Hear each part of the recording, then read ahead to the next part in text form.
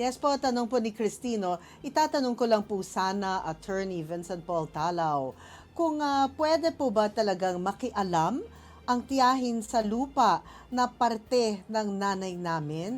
Ang lupa po kasi ay mana po ni nanay sa mga magulang nila, kaya ini-insist ng tiyahin namin na may karapatan po siya. Yan po ang katanungan ni Christine. Ano pong masasabi natin? Attorney Vincent Paul Talaw?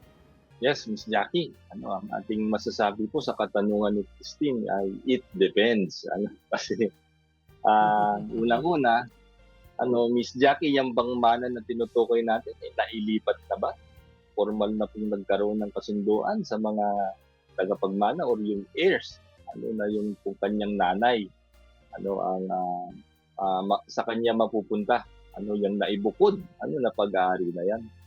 Kasi yun ang requirement ng batas, Miss Jackie, na kailangan po maisettle ang estate at mailipat po kung kanino mang paglilipatan. Ibig sabihin, nagkaroon na ng paghahati-hati doon sa naiwang mana at yung tinutukoy dito ni Christine, kung yan po yung bang naibukod na pag-aari at nailipat na or kung yan ay hindi pa.